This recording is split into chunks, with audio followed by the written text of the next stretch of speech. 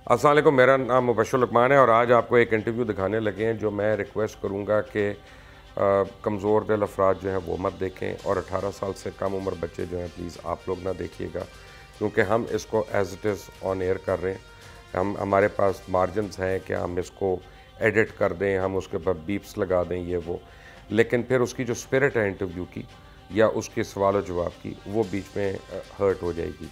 तो मेरी आपसे रिक्वेस्ट है कि प्लीज़ एहतियात करें, अंडर एज लोग जो हैं वो मत देखें और कमज़ोर दिल अफराद और यानी जो भी है इसको देखने से इज्तनाब करें। बट स्टे ट्यून्ड, देखते रहें, आज बहुत एक ख़ास इंटरव्यू आपके लिए लेके आए हैं।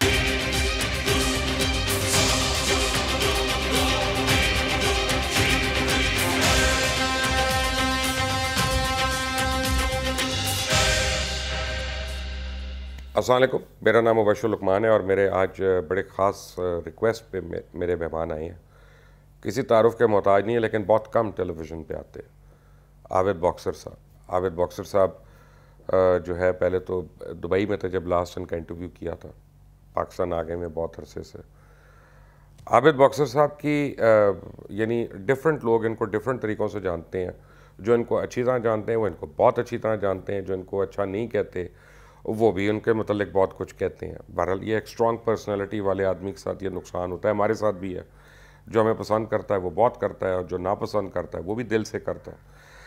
बहरहाल जो हालिया वाक़या हुआ है और ख़ास तौर पे एक तो वाक़या हो जाना, कहीं पे चोरी होना, डकैती होना, ये रेप का वाक़या हुआ, ये ऐसा जुर्म है कि इसने पूरी कौम को हिला के रख दिया। अजब रेप तो हो जाते हैं, उनको शायद उस तरह से ना लोग डिस्कस करें, लेकिन जब ये हो कि जी बच्चों को गन पॉइंट पर रख के उनके सामने ये हुआ तो हर माँ बाप जो हैं वो कांप जाते हैं। और जिसकी बेटियां हों, जिसकी बहनें हों, जिसकी माएँ हों या जिनको उनकी हुर्मत का पास हो, तो उन लोगों की तो नींद उड़ जाती है, उनकी भूख ख़त्म हो जाती है।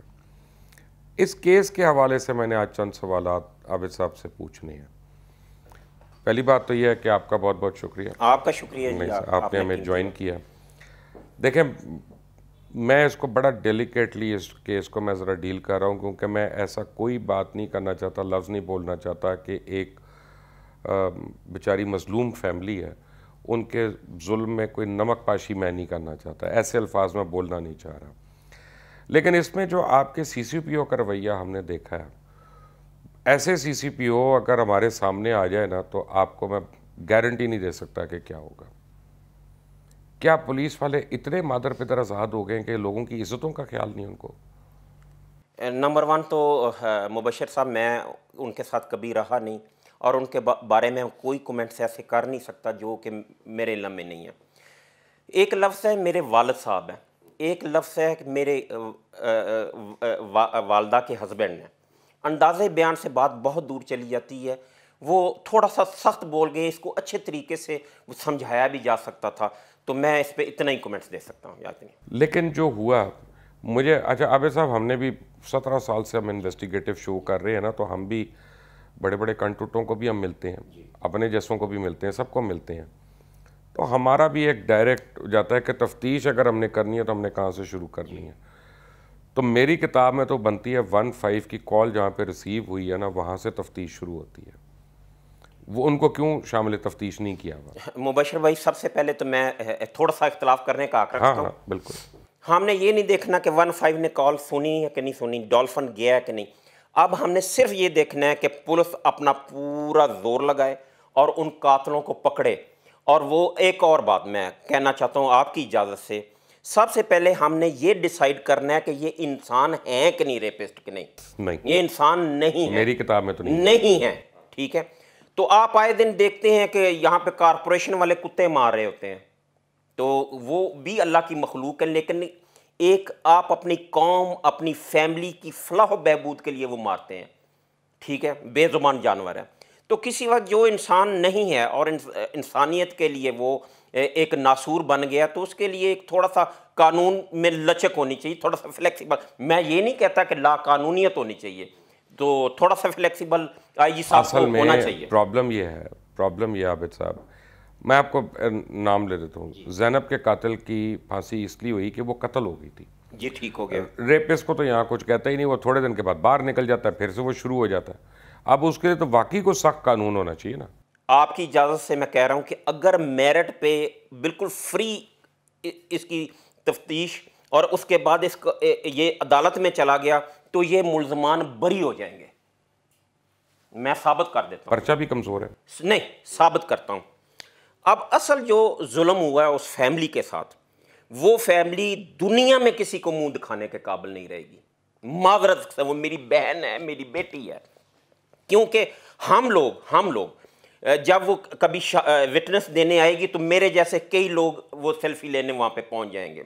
अभी उसको चंद लोगों ने देखा है, फिर वो एक वक्त ऐसा आएगा कि दुनिया का हर बंदा जहाँ पाकिस्तानी है उसकी शक्ल से शनाख्त हो जाएगी। फिर वो जहाँ जाएगी उस बेचारी को अजीबो गरीब नज़रों से देखा जाएगा। वो ये तो हमारे मुआशरे का नासूर है। उसके साथ उसकी सारी फैमिली मर गई, ठीक है। अब उसको डराया जाएगा, धमकाया जाएगा, वो वापस फ्रांस भाग जाएगी। जब वो शहादत देगी नहीं तो मुल्ज़मान बरी हो जाएंगे। मेरी रिक्वेस्ट है आईजी पंजाब से कि थोड़ा सा कानून फ्लेक्सिबल नहीं होता। मैं आपको एक बेशक आप ये काट दीजिएगा, लेकिन एक मिसाल देने लगा हूँ। आमिर जुल्फ़िकार साहब SSP लाहौर थे, तो एक बाप ने अपनी तीनों बेटियों को ज़िबा कर दिया। पहले उसने एक बेटी को ज़िबा किया, वो चीख रही थी, दूसरी बेटियां जो है कोई छुप गई, कोई उधर छुप गई, उसने पकड़ के तीनों बेटियों को ज़िबा कर दिया। अब बाप ने, आमिर जुल्फ़िकार साहब ने, वो गिरफ्तार हो गया, मॉडल टाउन थाने में आए, तो वो उससे पूछा कि यार तुमने अपनी बेटियां क्यों ज़िबा की? तो उसने कहा जी कि मुझे पीर साहब का हुक्म था। वहां पे एक राजा नदीम कमांडो था, उसने पिस्टल निकाला रोते हुए और पूरी गोलियां उसके सीने में दाग दी, वो क्योंकि वो एक बेटी का बाप था। उस वक्त आमिर जुल्फ़िकार साहब भी की आंखों में से आंसू थे जब वो बेगैर इंसान ये कह रहा था कि मुझे पीर साहब का हुक्म था, मैंने तीनों बेटियां ज़िबा कर दी। जेल चला गया, महकमे ने उसका साथ छोड़ दिया। चंद उसके दोस्त एलीट फोर्स के रह गए, वो मेरे पास आए। मैं एक वफद बना के उनके घर गया, वारसान के घर। मैंने जाके उनको रिक्वेस्ट की कि यार ये इस हालात में उसने जज्बाती होके ये कदम उठाया है, वो आपकी तो 3 बेटियां मर गई हैं, उसने ज़िबा कर दी हैं। उन्होंने उसको माफ़ किया, वो बेचारा बाहर आया।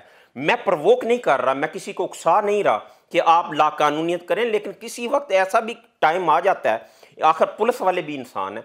तो मेरी रिक्वेस्ट है कि ये दोनों तीनों या कोई भी हैं, ये इंसान नहीं है, फैसला आपने करना है। अब आईजी साहब का एक बहुत प्यारा तो नहीं, लेकिन चले एक दुखी था कि मैं 7 बहनों का भाई हूँ और मैं इंशाल्लाह तो इंसाफ करूँगा। तो इनाम गनी साहब इंसाफ कीजिएगा, इंसाफ नज़र आना चाहिए। 1 मिनट, इंसाफ तो पता नहीं क्या होगा जी। मैं तो कहता हूँ ऐसे लोगों को सबसे ऊंचे दरख्त से टांग के लटका देना चाहिए जब तक गिद्ध नहीं उनकी बोटियां खा लेते। सर जी क्यों? देखें, अब एक बंदे को ये हम उसको इतना लंबा क्यों लेके जाएं?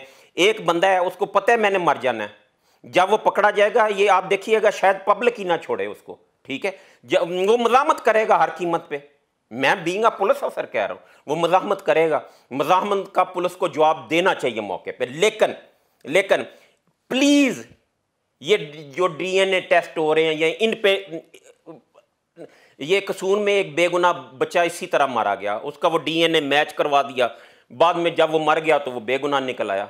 अपनी तफ्तीश कीजिए, पुलिस अफसरान को रिक्वेस्ट है, किसी जगह भी आपको मेरी ज़रूरत पड़ी किसी मुसीबत में, आपको मैं साथ दूंगा अपने महकमे का, बेशक मैं फोर्स में नहीं हूँ। लेकिन ये भी बताए ना कि आजकल जो पुलिस वाले फोर्स में हैं, क्या वो इस काबिल नहीं है कि इस तरह के केस समझा? सर काबिल हैं, सब डरे हुए हैं।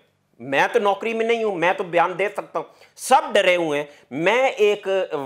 मैं 4 दिन पहले साहिवाल जेल में अपने बैचमेट आसिफ खान सजाए मौत हुआ उसको मिलने गया।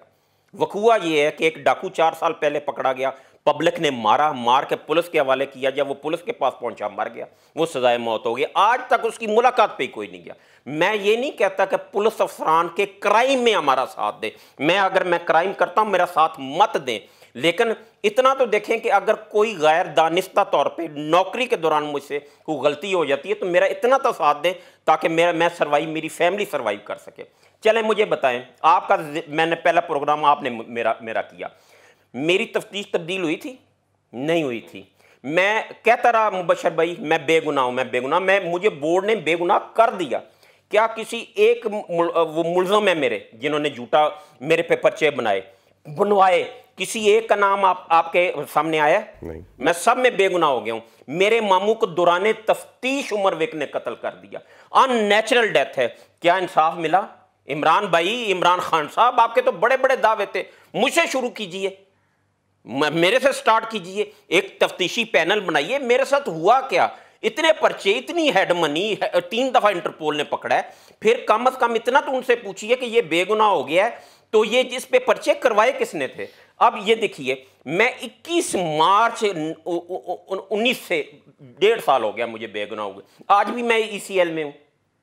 मैंने रिट की, कासम खान साहब ने मेरी रिट में फैसला दिया कि इसका ECL से नाम निकाला जाए। जब एयरपोर्ट पे गया उन्होंने कहा आप ब्लैक लिस्ट में भी हैं। मैंने फिर रिट की, आयशा मलिक साहिबा के पास लगी, उन्होंने कहा जी इसको जाने दिया जाए। मैं फिर गया, उन्होंने कहा कोई IBMS होती उस लिस्ट में अब आपका नाम। अब मैं फिर रिट पे जा रहा हूँ। यहाँ पे कन्विक्टेड जा रहे हैं। आपसे लोग प्यार बड़ा करते हैं माशाल्लाह, आपसे लोग मोहब्बत बड़ी करते हैं, लेकिन एक्स्ट्रा जुडिशल किलिंग में एक बड़ा नुकसान होता है।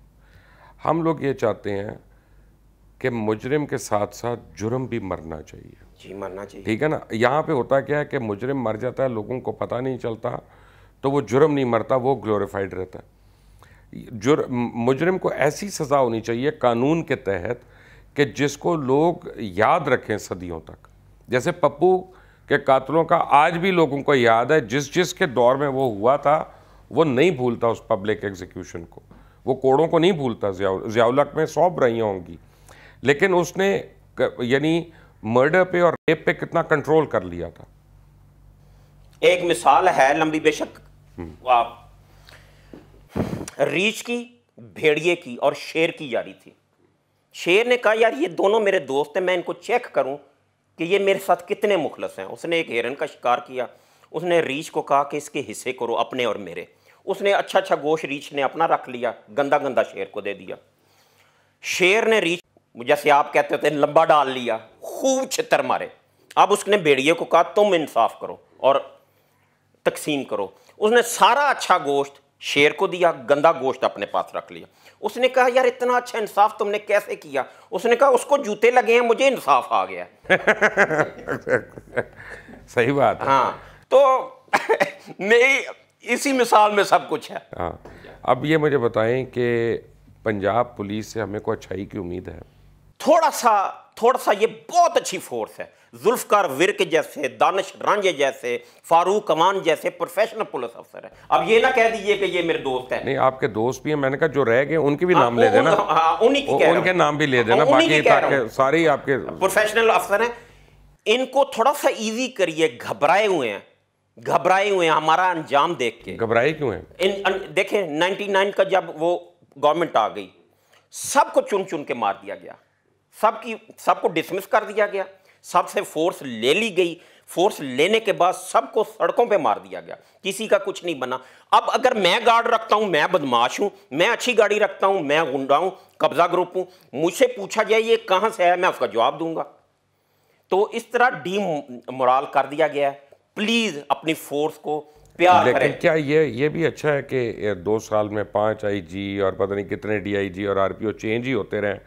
और मैं देखता हूं कि पुलिस वाला जो अब आता है ना नई पोजीशन पे, वो मिठाई वगैरह भी नहीं लेता। उसको ये नहीं पता कि बोर्ड पे जो स्याही है ना वो ड्राई भी होने से पहले ट्रांसफर होता है कि नहीं। इसका मैं बहुत अच्छा जवाब दे सकता हूं, लेकिन नहीं दूंगा, मेरा ECL में नाम है। अरे बुज़दार साहब ने आपको फड़का देना, तो उनको आप मुझे मिल गया जवाब। इसका मतलब है कि पुलिस फोर्स को खुद खराब किया जा रहा है। उसका सर बहुत खौफजदा है पुलिस। मैं कभी कभी उनसे गुफ्तगू करता हूं, मुझे दुख होता है कि इतनी ड्यूटी देने के बाद देखें, ये अभी सब डिपेंड हम पे कर रहे हैं कि हम करें कंट्रोल करने के लिए। वही लोग जो मुझे क्रिटिसाइज करते थे आज वही डिमांड कर रहे हैं कि आबद बॉक्सर को आना चाहिए। क्यों? अब उनकी ख्वाहिश है कि मैं हूँ। जब मैं रेपिस्ट मारता था, उजरती कातिल मारता था, दहशतगर्द मारता था, जिनकी तमाम जुडिशल इंक्वायरी हुई हुई है, उस वक्त मैं बुरा था। आज ज़रूरत पेश आई है तो फलां भी आ जाए, फलां भी आ जाए। मैं अपने रवैये ठीक कीजिएगा। हम लोग आज भी आपकी खिदमत के लिए हाजिर हैं। ज़रूरी नहीं कि मैं फोर्स में हूँ तो मैं उनकी खिदमत कर सकता हूँ। मैं पुलिस फोर्स का भी हिस्सा रहा हूँ और इंशाल्लाह आज भी मैं हिस्सा हूँ उनका। आबिद साहब, thank you very much for joining us. Abid boxer की आप बातें सुन रहे थे और ये हमेशा ऐसे ही जोश में ही रहते हैं। अब हमें ज़रूर बताइएगा कि आप इनसे कितना मुत्तफ़िक हैं और कितना इत्तेफाक नहीं करते। अंटिल द नेक्स्ट टाइम, अल्लाह हाफ़िज़।